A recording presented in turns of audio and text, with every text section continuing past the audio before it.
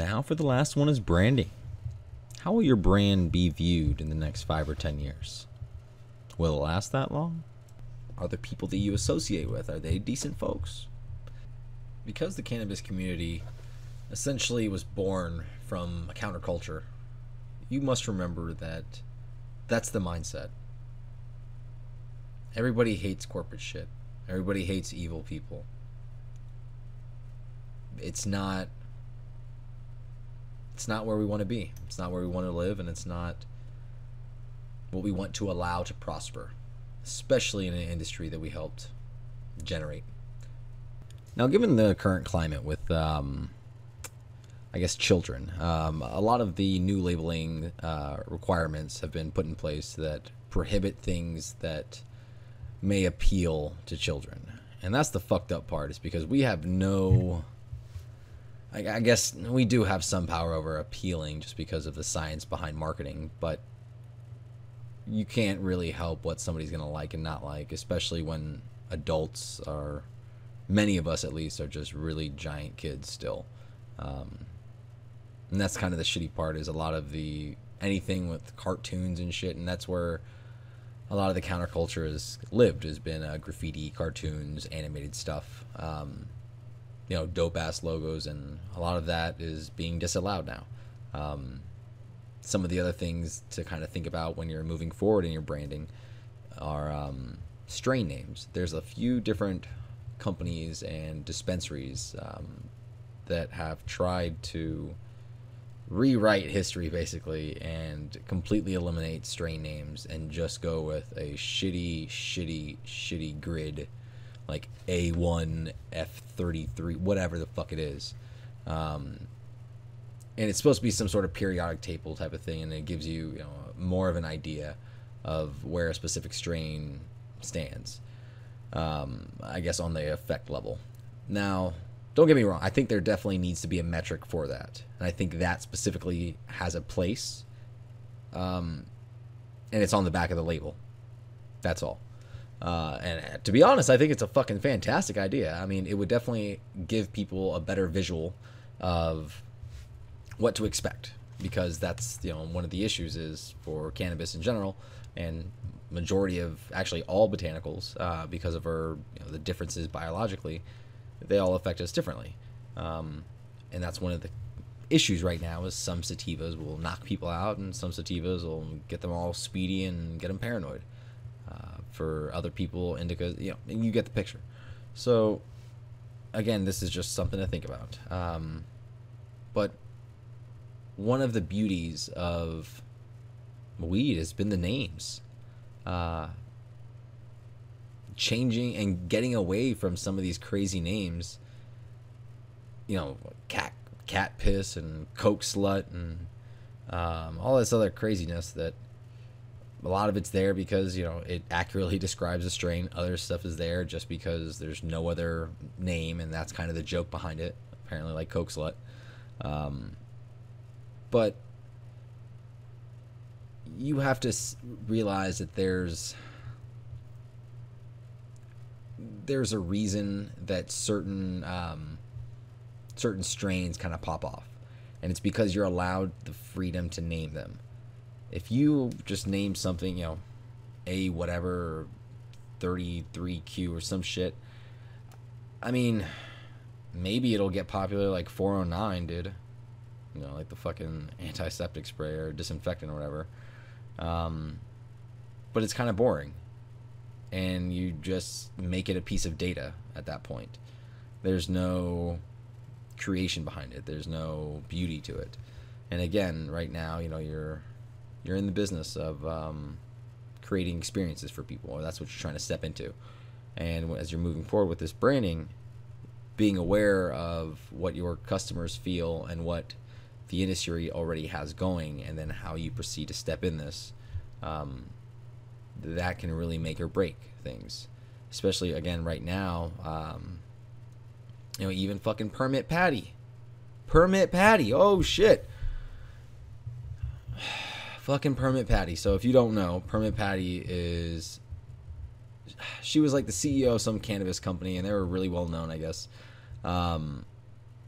but she got caught on video calling, or she claimed she was pretending, but fuck that. I'm gonna save face, bitch. She was calling the cops on this little black girl for selling water outside of a baseball game, and yet she's never used cannabis in her life. And admits that she probably would never smoke. That's the type of people that we don't want. They don't represent the industry. They don't represent the people that use cannabis. And so if that is you, this is just from a business perspective. No judgment here, at least from this point. If this is you, then you should definitely smarten up as far as a spokesperson and try and accurately represent the industry in a non-stereotypical way. As an industry, the stereotypes get really old, and we're all past that. There's more than enough functional stoners that are thoroughly capable of playing sports with the best of them, competing creatively with the best of them, that are capable of outthinking many, I guess, sober individuals. I mean, for fuck's sake. We even have Olympians that are, all about fucking bongs and swimming. You already know who I'm talking about. And fucking Kellogg's took them off the box. That's shitty branding, because if they would have went with it, and they would have started advertising Frosted Flakes to all the fucking stoners, oh my god. It was just a fail on their part. But again, moving forward, when you're focused on your branding decisions and trying to figure out how to market your company and how you want to be seen, remember that there is much more, oh gosh, what's the word? The capable researchers who not only know how to research via the internet, but can just see right fucking through you. I mean, we've been doing this our entire lives. Every single person has. We've been judging bullshit. We've been seeing bullshit. Had friends and family that will bullshit to your face. Like, we've seen it from companies. We've seen it from our government officials. We fucking see it. You can't fake the funk anymore. That whole fake it till you make it bullshit, I don't even know who fucking started it. But I'm sure that motherfucker didn't make it anywhere either. And maybe if he did, it was probably because he was the fucking first person to start that shit and everybody hopped on. So he was the fucking leader of the goddamn trend. So there you go. But you have to be original and you have to add value. And your branding has to show that as well. Every fucking logo out there has a farm on it. They all have farms. They all have fucking pot plants. Be original. Do something different. Every logo of a dessert named fucking strain has like a goofy ass face, and it's always dripping, and it looks like it's fucking covered in lean always, and it's just really druggy. And there are people that will buy that. There's a customer base for that. There's a market for that. I mean, fuck, I used to personally exist in that whole market and shit, like when, like 5-10 years ago. But that's not the future. If you look out at every single, product that's on stores right now, that, or even names or brands that you recognize, none of them are, covered in graffiti. Maybe the fucking artist is known, but, that's it. When it comes down to branding, there's been research done already on the marketing side. There's ways to draw people's eyes to this or that. You should do market research and ask people, what do you think of this? Ask real stoners. Or even better, put it up on Instagram and pretend it was a real post. Or put it up on Facebook and pretend that it was a real thing. And let people be brutally honest. Because they'll rip you fucking apart. But what you'll realize is they're ripping you apart not because, well, sometimes it's you. But also it's because they have an expectation of certain things, because certain things in their life have been delivered in a certain way. And a lot of that is because of all the marketers before you. So marketers and branders and influencers, they've already set examples, and unfortunately that's what customers have come to expect. So when you try to be a little too fucking crazy, some things may not work. Some things may be way ahead of their time, and all of a sudden it'll become retro and shit. But you still need to pay attention to the lines that have been put in front of us. This whole branding, marketing, it's new to cannabis, but it's not new at all. For instance, this is just a theory of mine. I think the reason that all the cookies, and I mean the Cookie Fam, Burner, their strains, I think that they became so popular. And actually, no, I know they did become so popular because they were the only strains that had a marketing force behind them. That's it. And don't get me wrong, if it was shitty weed, they wouldn't have got as far either. So props to them, props to fucking Jigga and Burner and I guess Sherman or Shermanator over there and all these motherfuckers that did their jobs and Pheno hunted and did what they came to do. Like, props to them. But let's be real, that's like a million. I mean, there's a bunch of people out there that are doing the exact same thing and have been doing it better and can do it on I guess at a better price point from a cost perspective. However, they were the ones that were out there rapping about it. They were talking about it. They made sure that everywhere you turned, you saw it. The difference between branding and selling is branding is putting your shit in front of everybody and making yourself known. You're not asking for a sale. Burner never fucking asked for a sale. He may talked about shit. He may have spoke about some stuff in his raps or talk. He'll push a couple packs after this or that, but he never fucking asked for it because that's the way branding works. Is motherfuckers will come. Like if you build it, they will come. It's the same shit. By putting their product out there and by making a name for it, I mean, fuck. There's like, even all like the wedding cake and their fucking jungle cake and all this lemon tree and jet fuel and this rocket fuel and all this crazy shit and runts, and the gelato. Like, these things are popular for a reason. They sound real good. Like, all of them fucking sound delicious. And it's all something that we can connect to. When you think of gelato, when you think of runts, when you think of lemon tree, like, you instantly know what the fuck that is. And so it's that instant connection. There's an emotion behind it. And that's what people are trying to do as marketers, is make an emotional connection to something. And that's where people are fucking up. It's because they're asking for sales too early and people see right through that bullshit. But again, for them, they also added value. They didn't just call something runts or fucking Girl Scout cookies or this or that. They pheno hunted and they made sure that they had the fucking walk. So when they talked, they had a fucking swagger to their fucking walk. You know what I'm saying? Like, the shit was planned. It was fucking executed really well. And that's why right now they are fucking king of the pot game. They've outdone Wiz. Sorry, Wiz. They've outdone Snoop. I'm sorry, Snoop.